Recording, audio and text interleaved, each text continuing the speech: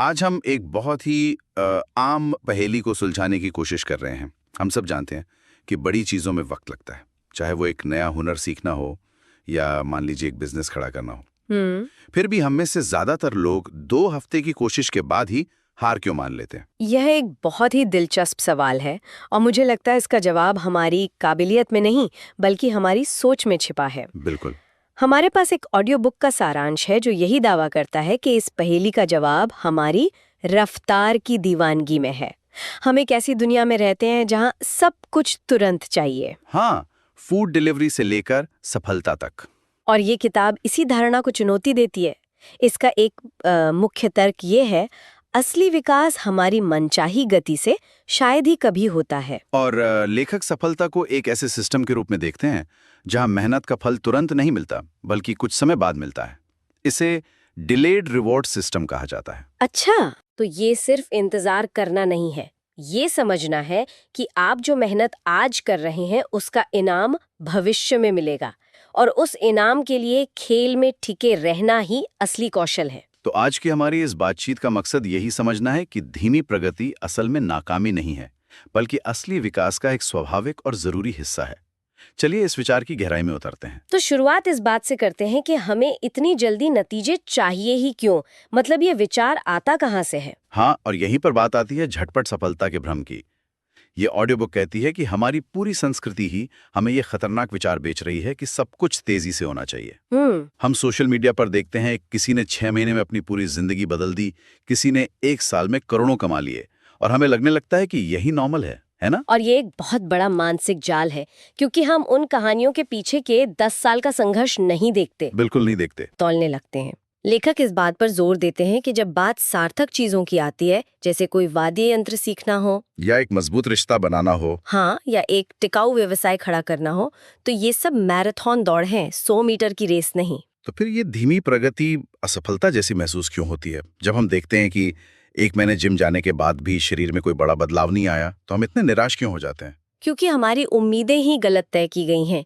ये भ्रम इसलिए खतरनाक है क्योंकि हमें सफलता का एक झूठा नक्शा दिखाता है। झूठा नक्शा? सोचिए, अगर आपकी उम्मीद ही ये हो कि मंजिल बस कुछ ही किलोमीटर दूर है और 10 किलोमीटर चलने के बाद भी वो नहीं दिखती, तो आपको क्या लगेगा? कि मैं रास्ता भटक गया हूँ। बिल्कुल, जबकि सच तो ये है कि मंजिल अभी 100 किलोमीटर दूर है। किताब में साफ लिखा है, धीमी प्रगति वास्तविक विकास का स्वाभाविक मार्ग है। जब हम इस सच को नहीं अपनाते तो हम हर उस सफर को बीच में ही छोड़ देते हैं जो हमें तुरंत मंजिल तक नहीं पहुंचाता। और यही तो सबसे बड़ी समस्या है। हम सोचते हैं कि रास्ता मुश्किल था इसलिए छोड़ दिया, लेकिन शायद असली वजह कुछ और ही है। स्रोत में एक बहुत ही चौंकाने वाली बात कही गई है। कौन सी? कि अधैर्य मुश्किलों से ज्यादा सपनों को मारता है। इस बात में बहुत गहराई है। बिल्कुल, जरा इस पर गौर कीजिए। हम अक्सर सोचते हैं कि लोग इसलिए हार मान लेते हैं क्योंकि उनके सामने कोई बहुत बड़ी चुनौती आ गई थी। हाँ, यही लगता है।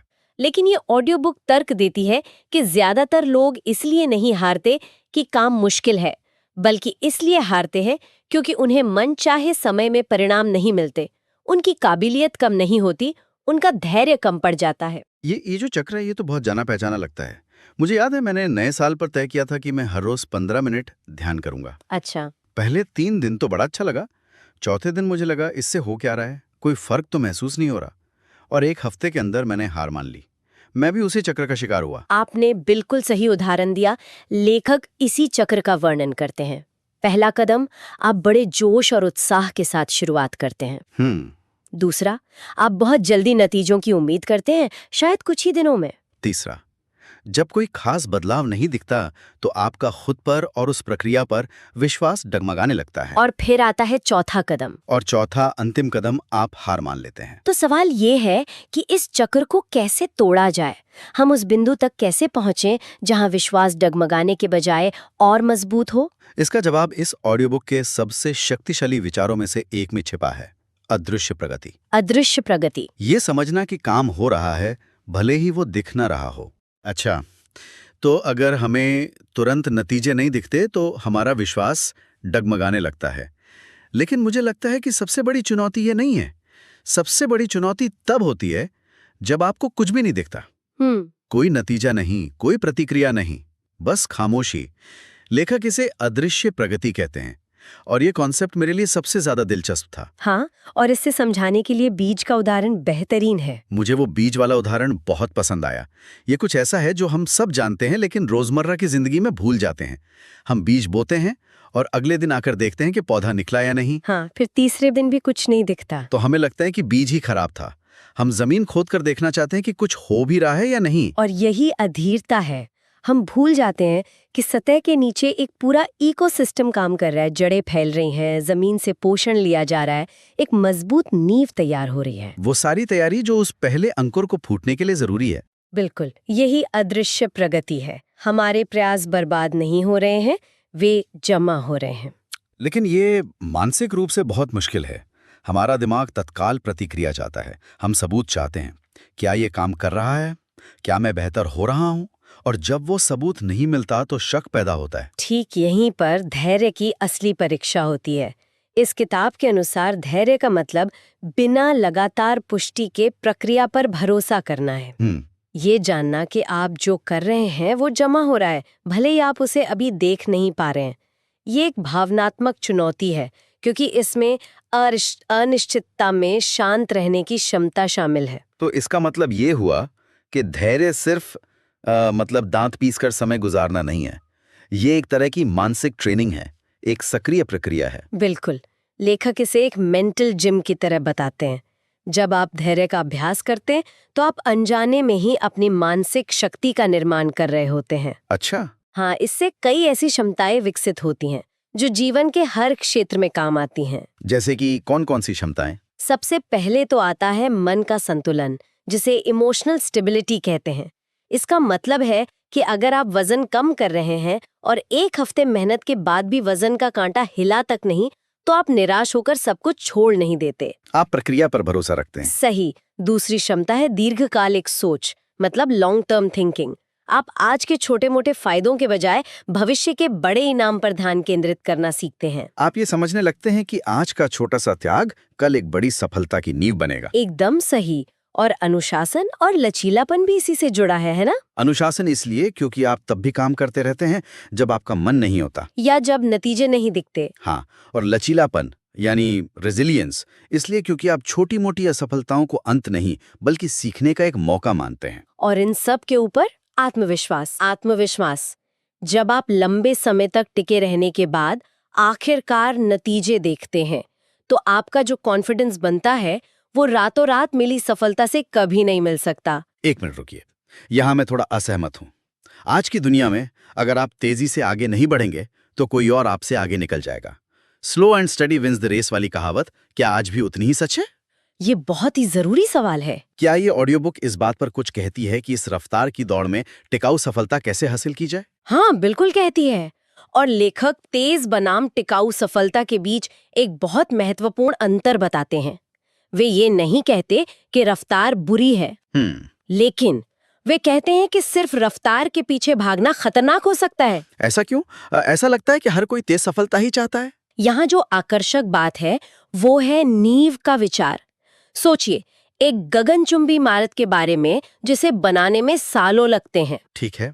उसकी नींव बहुत गहरी खोदी जाती है, हर ईंट को ध्यान से रखा जाता है। और एक दूसरी इमारत जो कुछ ही महीनों में खड़ी कर दी जाती है। कौन सी इमारत तूफान का सामना बेहतर ढंग से कर पाएगी? जाहिर है जिसकी नींव मजबूत है। बिल्कुल।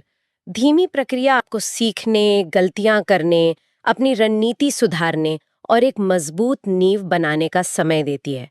तेजी से मिली सफलता अक्सर सतही होती है, उसमें गहराई और अनुभव की कमी होती है। हाँ, इसलिए पहला बड़ा झटका लगते ही वो ढह जाती है। जैसा कि इस किताब में कहा गया है, रफ्तार भ्रमक हो सकती है, समय स्थायित्व का निर्माण करता है। ये सुनने में तो बहुत अच्छा लगता है, लेकिन व्यवहारिक रूप से ये बहुत मुश्किल है। जब आप देख रहे हो कि आपका प्रतियोगी रातों रात सफल हो रहा है, तो अपनी धीमी गति पर भरोसा रखना लगभग असंभव सा लगता है। इस मानसिक दबाव से कैसे निपटा जाए? और ये हमें इस किताब की सबसे व्यावहारिक सलाह पर लाता है। ये एक ऐसा मानसिक बदलाव है जो इस सारे दबाव को खत्म कर सकता है। लेखक कहते हैं, समय सीमा से अपना ध्यान हटाओ। ये सुनने में थोड़ा अजीब है। हमें तो हमेशा सिखाया जाता है कि लक्ष्य बनाओ और उन्हें पूरा करने के लिए एक समय सीमा तय करो। हाँ, और ये सबसे शक्तिशाली विचारों में से एक है। प्रयास पर ध्यान केंद्रित करें, समय पर नहीं। प्रयास पर, समय पर नहीं।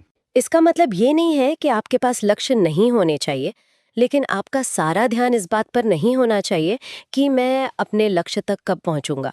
ऐसा क्यों? क्योंकि आप अपने कार्यों को नियंत्रित कर सकते हैं, लेकिन परिणामों की गति को नहीं।